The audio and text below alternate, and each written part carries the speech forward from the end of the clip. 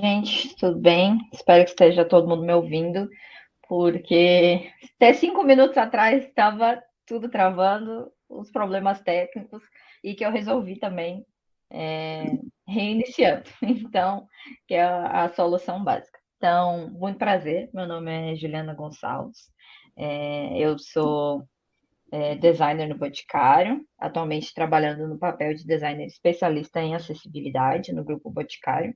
Então, atendo todas as empresas ali do grupo.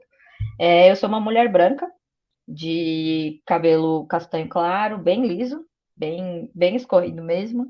Cabelos médios, assim, um pouco abaixo do ombro. Eu uso um óculos bordô, parece preto aqui, porque ele é bem escuro. Tem um piercing no nariz, aquele piercingzinho da vaca, que eu estou descrevendo porque ele é bem chamativo, então ele é relevante. E eu tô com fone de ouvido também, aqueles que tapam todo o ouvido. Eu tô com uma regata preta, toda preta, um colarzinho dourado aqui, e eu tenho os braços todos tatuados aqui, então tem bastante tatuagem. E atrás de mim tem só uma parede branca. Eu estou aqui numa sala reservada para reuniões. É, E também eu tenho um sinal de Libras, que recebi da minha colega de trabalho, que é uma pessoa falante de Libras. O meu sinal, ele é segurando aqui o óculos, e daí eu desço fazendo J até aqui a boca, fazendo o sinalzinho da letra J. Então, esse é o meu sinal em Libras. Mas então, gente, eu vou compartilhar aqui a minha tela. Eu vou compartilhar mais de uma aba, porque eu vou precisar trocar a aba no meio da apresentação. Então, até eu ir para a aba certa, ele vai duplicar aqui, vai ficar. Então, aqui, beleza. Fui para a aba certa agora. Então, vamos lá. A minha apresentação de hoje é para falar um pouquinho sobre como, para compartilhar aqui com vocês, sobre como a gente está fazendo handoff de acessibilidade em nossos projetos de design. Essa é uma experiência bem particular aqui do GB, embora a gente converse com outros designers e as experiências sejam parecidas, mas eu acho até que tem uma outra apresentação ali para o final do dia que vai ser um tema parecido. Então, assim, é bem legal a gente reunir experiências, porque os problemas, eles são semelhantes e às vezes a gente fica batendo cabeça para tentar resolver, e é legal ter essa visão também. Mas, então, enfim, me apresentando aqui rapidinho, como eu já disse, meu nome é Juliana Gonçalves, eu tenho 28 anos, eu sou formada em comunicação digital pela Unicinos, e eu sou gaúcha da cidade de São Leopoldo, que fica na região metropolitana de Porto Alegre, embora hoje, especialmente, eu esteja em São Paulo. Eu atuo como Product Designer desde 2015, então já tenho aí algum tempo, mas foi em 2018, quando eu participei de um evento que eu conheci o tema de acessibilidade. Eu assisti, assim, despretensiosamente, duas palestras, parecidas com o que a gente tem aqui hoje, falando sobre acessibilidade, trazendo alguns dados, e, assim, basicamente foi tipo um dia que mudou a minha vida, assim, porque aí a partir daquele dia eu me apaixonei, comecei a estudar sobre isso e foi quando eu encontrei de fato a área que eu queria seguir ali trabalhando. Então, como eu comentei no começo, né, atualmente estou trabalhando como especialista em design inclusivo no Grupo Boticário, na área de design. E eu estou muito feliz em poder participar do TDC novamente, que eu participei da edição anterior, que foi em Florianópolis. Mas, enfim, só para a gente dar um passinho atrás, né? Porque eu já trago ali no título dizendo que a gente vai falar sobre handoff de acessibilidade e tudo mais.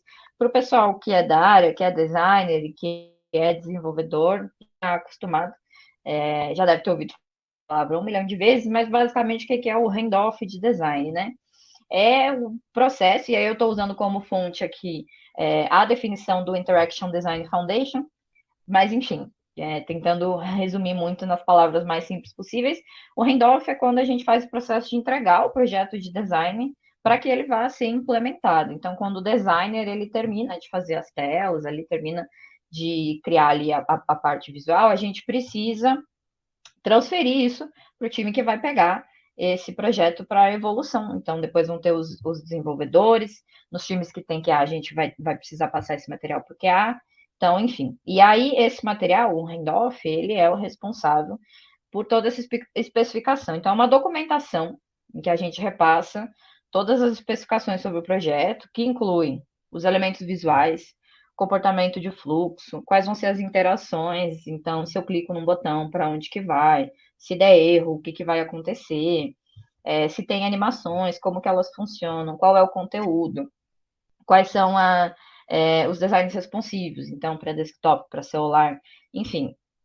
E a acessibilidade é uma dessas partes do handoff. Então, o handoff é algo super completo, a acessibilidade é um bloquinho ali no meio, né? Uma parte ali.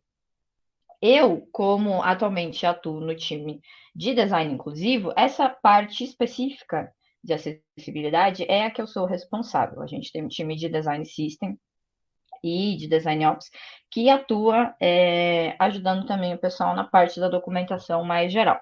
A gente foca nesse bloquinho de acessibilidade.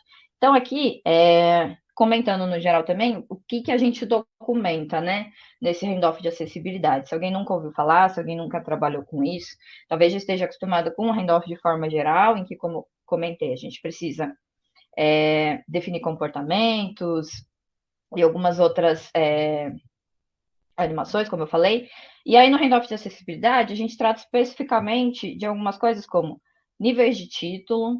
Então, eu vou mostrar visualmente ali depois para facilitar um pouco, mas aqui trazendo um resumo, a gente define quais são os níveis de título. Então, quando a gente pensa em HTML, por exemplo, o que, que vai ser o H1 da página, né? Que é o título principal. Quais são os H2, H3, H4. Isso a nível de HTML, mas se a gente migrar para Android, para iOS, para qualquer outra tecnologia, a gente tem os seus equivalentes. A documentação ela se mantém também. A gente define qual vai ser a ordem de foco e qual vai ser a ordem de leitura. Então, se uma pessoa, usuário, estiver navegando na tela, né, qual vai ser a ordem que o foco vai andar na tela se a gente estiver navegando com o tab do teclado? Ou se o usuário estiver com o leitor de telas ativo, que aí é o que a gente chama de ordem de leitura, né, que é uma ordem que só aparece ali quando a gente está com o leitor de telas ativo. Quais são os textos alternativos? Então, os textos que descrevem todas as imagens, alguns ícones, ilustrações, enfim. Tudo isso a gente precisa definir. Também a gente coloca quais são os botões e os links. Então, nem sempre o que parece botão, ele é um botão. Nem sempre o que parece um link, ele é um link. Então, a gente também precisa definir isso. E dentro de links, por exemplo, a gente tem algumas variações. De um link que abre dentro da própria página, um link que abre em uma janela diferente, ou às vezes um link que abre um programa diferente, enfim. Então, a gente precisa definir tudo isso. Qual é a língua da página e de suas partes? Isso também é bem interessante, porque a gente está no Brasil aqui, então, geralmente, a gente vai trabalhar num site, num projeto que vai estar em português, a língua da página vai ser PTBR, né? Mas em alguns trechos de texto, alguma coisa, a gente pode ter palavras, nomes, títulos que vão estar em outra língua, e aí a gente precisa também sinalizar isso para que o desenvolvedor consiga colocar as tags corretas e o leitor de telas consiga ler com a entonação correta também. Outra coisa que a gente também faz a marcação nesse handoff de acessibilidade são os agrupamentos de informações. Então, informações na tela que devem ser agrupadas para facilitar a leitura pelo leitor de telas. O que, que acontece? Dando um exemplo. Mais uma vez, comentando, eu trago ali as imagens depois para facilitar um pouco. Mas, por exemplo, o grande exemplo que sempre aparece, né? Sistema de banco. Então, agrupar, por exemplo, informações de o seu saldo não sei, R$ 30 hoje, para que o leitor de telas não fique lendo trechos e textos separados, para que ele dê uma continuidade no texto, a gente agrupa essas informações no código. Entre outras coisas que a gente pode definir, então, por exemplo, o título da página, que não seria o H1 no caso, que é o title mesmo, quando a gente está no navegador, por exemplo, é aquele título que fica aparecendo na aba. Então, pular para o conteúdo principal, sites, principalmente, que acontece muito isso, que sempre tem aquele cabeçalho que é padrão, independente da página que você está no site, o cabeçalho vai se manter. Então, para facilitar a vida do usuário que está lá com o leitor de telas ou que está navegando pelo teclado, a gente oferece uma opção de pular para o conteúdo principal para que ele não precise ficar dando tab até passar por todos os menus novamente, toda a página, repetindo isso. Entre outras coisas. Importante sinalizar que no nosso processo aqui dentro do GB, a gente colocou tudo isso como papel do designer. Isso não quer dizer que ele vai fazer essa documentação sozinho, tá, gente? Isso é uma parceria entre design e desenvolvimento, principalmente, mas a gente coloca como uma tarefa do designer porque é a gente, e aí eu falo a gente porque eu também sou designer, né? Embora atualmente eu não faça mais telas, não crie mais as telas no Figma, mas é a gente que sabe o que está acontecendo, é a gente que está criando aquela tela, então ninguém melhor que a gente mesmo para fazer essa documentação. E aí, assim, o nosso material aqui do GB, ele não está compartilhado, ele não é disponível ainda, quem sabe um dia a gente consiga compartilhar. Mas aí, para também para o pessoal que está assistindo que tem interesse, uma das coisas que a gente fez, a primeira coisa que a gente fez foi chegar ali no Figma Community, né? Na comunidade do Figma, que tem vários arquivos abertos. Aí dá para jogar, tipo, Accessibility no campo de busca, vai aparecer um monte de arquivos. Se você jogar A11Y, também, que é o acrônimo de acessibilidade, também vai aparecer vários arquivos. Tem vários times que publicam esses arquivos. Foi assim que a gente começou, a gente usou esses arquivos de referência, então eu trago até alguns exemplos aqui para quem quiser ter esse material. Pode copiar, pode colocar nos seus rascunhos do Figma e começar a criar o seu material a partir disso. Os principais que a gente usou o A11Y ou o Ally, né? Annotation Kit, que é da empresa Indeed. Depois eu vou colocar os links ali no chat também, então fiquem tranquilos se vocês não conseguirem anotar. Mas que nem eu falei, joga Accessibility na barra de busca ou A11Y que vai aparecer um monte. Outras duas empresas também famosas que colocaram os seus kits de documentação de acessibilidade lá disponíveis foram a Microsoft e o próprio Twitter, final do Twitter, né, que hoje se chama X. Mas a gente também tem referências nacionais. Então, o próprio Marcelo Salles, ele apresentou uma parte do kit dele, de como ele faz essa documentação no TDC de São Paulo de 2019. Está no site, tem o material da apresentação. A gente tem outra referência nacional também, que é a Marília, que tem o projeto Accessibility for Devs. Ela, inclusive, publicou o material dela na comunidade do Figma. E um dos cases que mais está em voga agora, que é do Banco Carrefour, do Paulo Aguilera e da Ana Coentro, que também tem feito um trabalho muito bom. Inclusive, essa semana eles publicaram um artigo e tudo mais.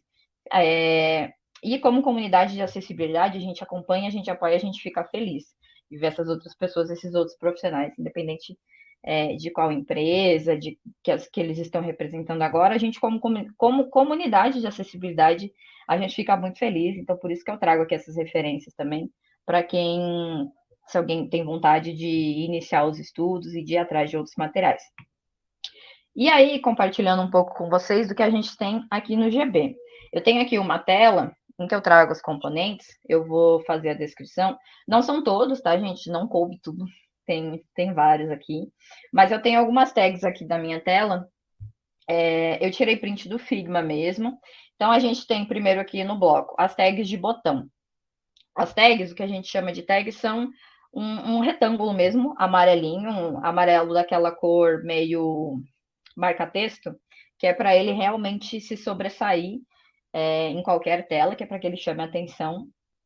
E aí a gente tem um bloquinho de texto que está escrito Button Label. Então, qual que é o label desse botão? Tem alguns botões que o texto que está escrito visualmente, ele já é o texto, já é um texto suficiente para que o usuário consiga entender para que serve aquele botão e o que ele vai fazer.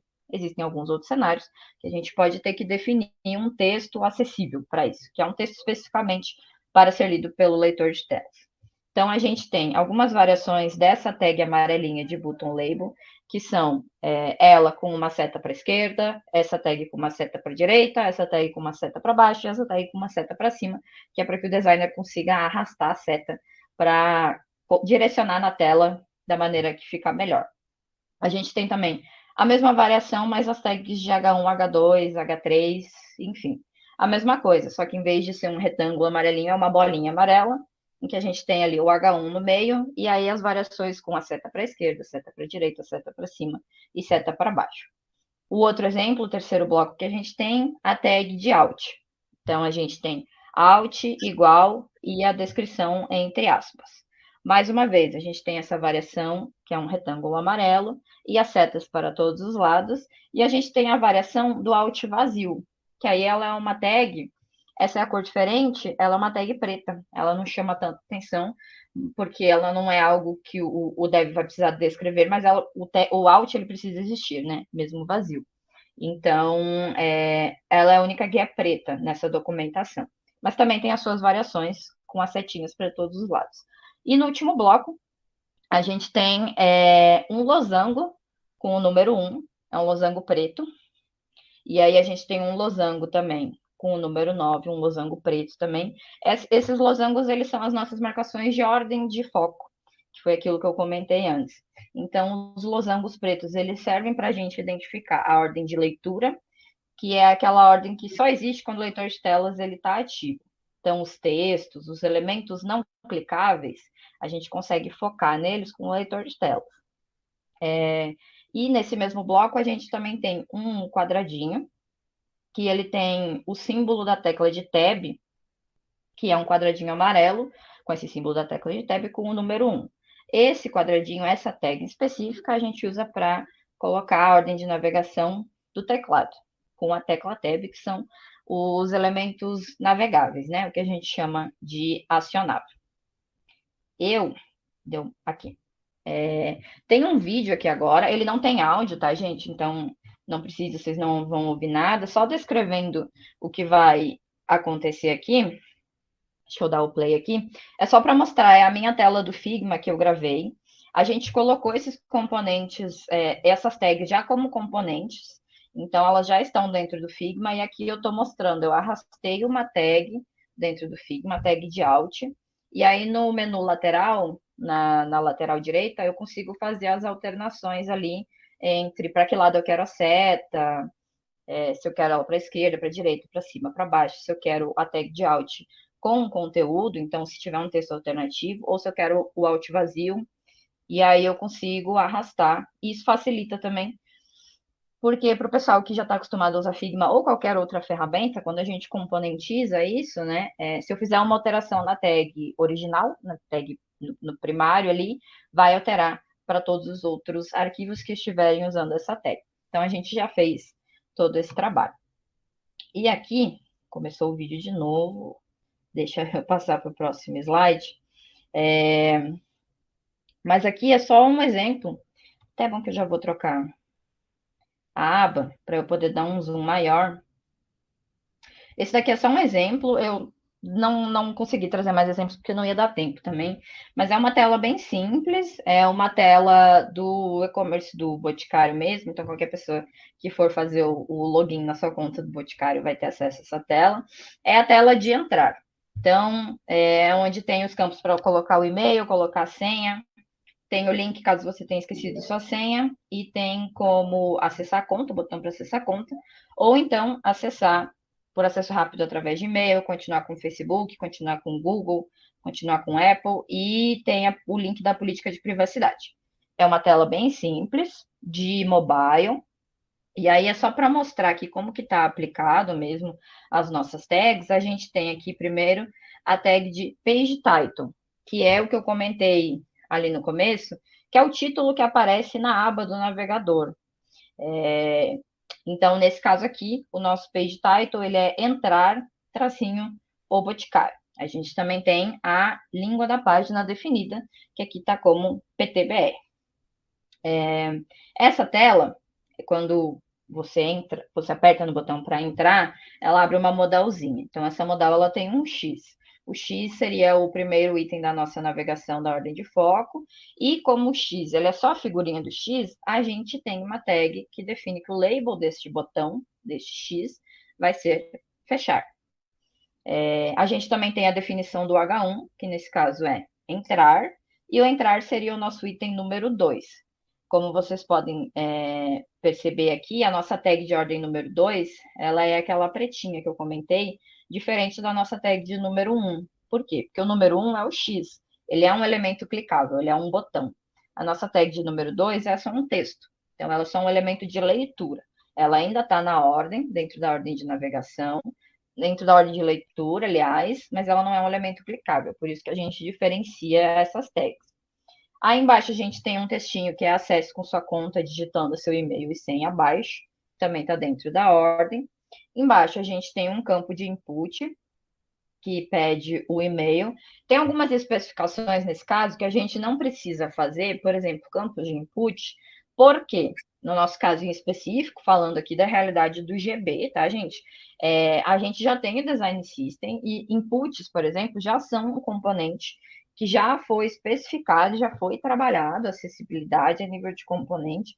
Então, quando o designer usa o nosso design system, quando o produto está usando o nosso design system, a gente não precisa entrar tão a fundo em algumas especificações, porque a gente já fez isso na parte do design system. Se não estiver usando o design system, alguns projetos não usam, aí sim a gente precisa ter uma especificação um pouco mais detalhada em alguns momentos. Mas, enfim, embaixo do input de e-mail, a gente tem um campo de input de senha, e dentro do campo de input de senha, a gente tem aquele olhinho que é para mostrar a senha ou ocultar a senha. Ele também está dentro da ordem de foco e a gente tem um button label que é mostrar senha, junto com um recadinho aqui que é, caso a pessoa clique no botão, o mesmo deve ser alterado para ocultar senha. Então a gente sinaliza, né, que o botão, assim que eu der foco, ele vai ser mostrar senha. Se eu selecionar ele, ele vai virar ocultar senha. Abaixo disso, a gente tem o link de esqueci minha senha, também dentro da nossa ordem de navegação. Abaixo disso, o botão de acessar conta. E abaixo desse botão, a gente tem os links daí que são acesso rápido por e-mail, continuar com o Facebook, continuar com o Google e continuar com o Apple ID. São links com aparência de botão, mas eles navegam para outros lugares e, portanto, funcionam como link. E, por último, o link da política de privacidade, que aí sim parece um link. Então, assim, é que nem aquele episódio do Chaves, né? Parece um botão, tem gosto de botão, tem cheiro de botão, mas é um link. Enfim. Então, aqui é só um exemplo rápido. Esse é um caso bem simples, assim, que é só uma tela de login, mas é algo que é bem recorrente nos produtos, né? A maioria tem telas de login. Então, é bem interessante que a gente consegue manter alguns padrões também, e até dar Ctrl+C, Ctrl+V em algumas documentações e não precisa, em determinados casos, ficar repetindo essa documentação. Mas, enfim, comentando aqui um pouquinho do nosso processo aqui dentro do GB e também um pouco das dores que a gente teve. Esse trabalho começou no ano passado, então já faz mais de ano que a gente tem desenvolvido isso. O primeiro passo foi a criação das tags, então, como eu comentei também já, na época estava só eu no time, e aí o que a gente fez? A gente pegou algumas coisas que já estavam prontas, aquelas referências que eu mostrei ali, material da Microsoft, material do Twitter, que já estava publicado na comunidade do Figma, a gente pegou aquilo, usou de referência e começou a criar, tentando deixar o mais simples possível, e a gente começou a criar os materiais, as nossas tags, com a nossa cara, a cara do GB, trazendo as nossas fontes, as nossas cores, a nossa paleta de temas ali, e tentando simplificar também, porque tinha alguns daqueles materiais que tinham muitas tags e que eram materiais super avançados já. A gente foi tentando começar pequeno, com poucas tags, para expandir aos poucos. Depois disso, a gente fez os testes com as primeiras squads, então a gente rodou com 2 squads, fez a apresentação para os designers e pedimos para eles fazerem isso em algumas das entregas. Então, nisso a gente já teve alguns feedbacks, alguns componentes que não estavam funcionando muito bem, algumas coisas que a gente foi modificando porque não ia dar muito certo. Por exemplo, a ordem de navegação. Ela é um trabalho que é um pouco oneroso. Você imagina uma tela de desktop super grande, você começa na ordem de navegação número 1, lá na parte de baixo, às vezes você vai chegar no número 80, você vai chegar no número 90. Depende de quanto conteúdo tem numa página. E aí você vai de 1 a 80, imagina que ali pelo número 35, alguém decide colocar um botão novo. E aí você vai ter que botar o 35, o 36 vai ser o novo componente, e aí ferrou, né? O designer vai ter que sair enumerando tudo de novo. Olha que trabalho triste, né? Que poderia ser evitado. Tem algumas maneiras de resolver isso. Hoje em dia já tem alguns plugins próprios do Figma também que resolvem isso. Mas na época isso foi um dos feedbacks que a gente recebeu dos designers que estavam testando. E aí a gente resolveu dividindo a tela em blocos. Então, em vez de você começar numerando a ordem de navegação de 1 a 80, que eu dei o exemplo, a gente divide a tela no bloco, por exemplo, cabeçalho. O cabeçalho vai de 1 a 10. E aí depois a gente vai para o conteúdo principal, por exemplo. O conteúdo principal vai de 1 a 15. Então já facilita, porque se aparecer um item novo no conteúdo principal, você não vai ter que mexer no cabeçalho, no rodapé, nos conteúdos laterais, enfim, dependendo do formato da tela, você só faz aquela modificação ali e poupou muito trabalho. Então, isso tudo veio com feedback da galera. A partir disso, a gente criou a componentização no Figma, e aí começou a criar as tags ali dentro do nosso design system, ele está junto com a parte de documentação. Então, hoje ele é todo componentizado, como eu comentei. A partir disso, a gente partiu fazendo treinamentos por equipes e acompanhamento individual. Então, como eu comentei, na época, isso foi ano passado, eu era uma equipe. E aí a gente tinha. Oi, Ju. Só um minutinho, por diga. favor, que o pessoal está ajustando a Libras aqui. Tá. No microfone e desligar. A Marisa pode, por favor, só abrir o microfone, fazer um som e desligar. Sim. Sim. Pronto, Agora. Perfeito. Tá ok? Ele vai fixar a tela agora, Mari. Tá. Obrigada. Pode seguir, Ju. Obrigado. Vocês precisam que eu repita alguma coisa, gente? Não, pode seguir, Ju. Foi poucos instantes ali que ficou sem Libras, cerca de 15 segundos mais ou menos. Pode seguir. Tá bom, perfeito. Porque eu não estou acompanhando o chat, eu estou com uma janela só aqui. Mas, enfim. Aí, depois da componentização do Figma, a gente foi fazer treinamentos por equipes. Mais uma vez, como eu falei, eu era uma equipe, e aí eu fui entrando em contato com as lideranças. A gente tinha os nossos líderes ali, UX Leader, e aí eu falava, ó, tem um treinamento aqui de handoff para fazer, chama a sua equipe aí, que geralmente eram 5, 6 designers, passava o treinamento com eles, e assim ia indo. Qual que era o problema? Escala. Imaginem que quando eu consegui terminar as equipes, tinha tipo metade da galera que não tinha feito, porque tinha entrado depois que eu já tinha começado, porque tinha gente que trocava de squad, então quando eu dava o treinamento numa squad, quando eu ia dar na outra, pessoa que estava nessa squad B tinha ido para a squad A, e aí ela não tinha recebido o treinamento em lugar nenhum. Enfim, deu certo por algum tempo, as pessoas receberam treinamento, mas não era nada escalável. A gente conseguiu azeitar ali o nosso treinamento, o material mesmo, mas fora isso a gente não conseguia escalar, era complicadíssimo. O time no GB especificamente, ele dobrou de tamanho, literalmente, do ano passado para cá, e assim, fugiu completamente do controle. Ao mesmo tempo, eu também estava fazendo acompanhamento individual. Então, assim, o handoff de acessibilidade não era e ainda não é um processo obrigatório dentro das squads, mas quem aderia, os designers que começavam a fazer, eles estavam ainda muito crus, né? E esse é um dos grandes problemas que a gente tem em acessibilidade, que é a galera ainda não sabe muito como fazer, então a gente passava o treinamento, eles faziam, mas eles precisavam de ajuda ali, então precisavam que eu fosse dar uma validação e tudo mais. Então imagina várias squads, vários designers chegando e dizendo, Juliana, revisa esse material aqui. E eu sozinha. Então, assim, funcionou para a gente validar algumas coisas, mas não escalava e começou a ficar meio caótico esse processo. A partir disso, então já compartilhando alguns dos nossos problemas, das nossas dificuldades, caso alguém venha a implementar isso na sua empresa também, para saber dos problemas que podem vir.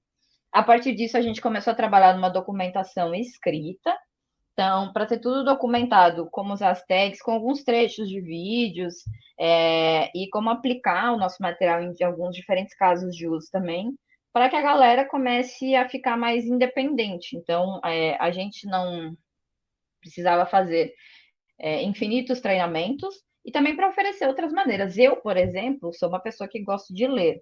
Então, eu prefiro mil vezes ler um textão do que ficar assistindo o vídeo no YouTube me ensinando a fazer alguma coisa. Então, a gente também estava oferecendo ali maneiras diferentes para quem tivesse também essa escolha, né, essa preferência. E aí, a etapa que a gente está agora, que é a criação de uma agenda mensal para todo o time. Então, em vez de eu ir batendo a portinha ali, time por time, e ficar. Agora sou eu e a Jana também, quem não conhece, a Janaína Bernardino, que é minha dupla, bem famosa no LinkedIn também.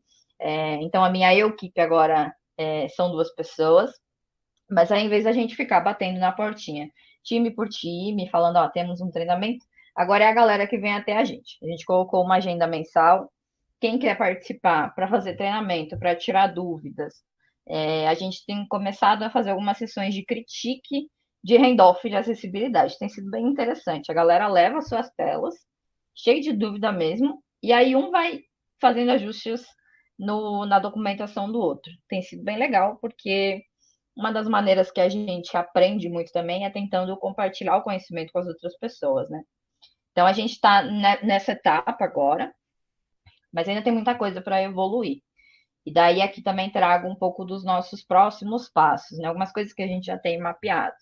O primeiro, que é um treinamento oficial que vai ser gravado e vai ser obrigatório para todo o time de tecnologia e produto. Então, a gente teve aqueles treinamentos que eu comentei que eu fazia equipe por equipe. Eles eram mais voltados para o pessoal de design, mas agora eu e a Jana, a gente tem trabalhado num treinamento que vai ser oficial para todo o GB, que vai tratar, entre outras coisas, de design inclusivo, vai ter também essa parte do handoff, e aí a gente tem um sistema dos nossos treinamentos obrigatórios da empresa, e ele vai ser um deles. Facilita porque consegue escalar, o material vai estar todo gravado, e a gente não precisa ficar fazendo isso infinitas vezes. A outra etapa, que é tornar essa documentação de acessibilidade uma etapa obrigatória de qualquer entrega. Como eu comentei, até o momento isso ainda não é uma parte do processo de desenvolvimento que é obrigatória. Então, tem algumas squads que aplicam esse handoff, tem outras que não. Depende muito, principalmente do tempo. Então, isso é uma das coisas que a gente teve bastante dificuldade, porque quem é designer sabe que está sempre com a corda no pescoço, correndo contra o tempo para entregar um monte de coisa, e daí chega lá o time de design inclusivo com um monte de coisa, dizendo, ó, galera, vocês vão ter que fazer tudo isso daqui. Então, como que a gente conseguiu fazer essa aplicação? A gente teve que comprar as lideranças, né? Então, basicamente é tipo, ok, a gente sabe que vocês estão correndo, tudo é prioridade, mas a acessibilidade também é uma prioridade. Então, deixou de ser algo que vamos fazer quando sobrar tempo, para algo que a gente está ali já começando a estabelecer como algo que vai ser obrigatório. O próximo ponto, então, é expandir a documentação. A gente tem novas tags que vão surgindo no nosso material o tempo todo, atualizações que vão sendo feitas, o pessoal continua dando feedback. E agora também com as agendas mensais que a gente fica ali compartilhando conhecimento o tempo todo, a gente vê alguns problemas. A gente, digo, o time de design inclusivo mesmo. Então a gente vê às vezes as dificuldades, a gente mesmo tem algumas ideias de melhoria.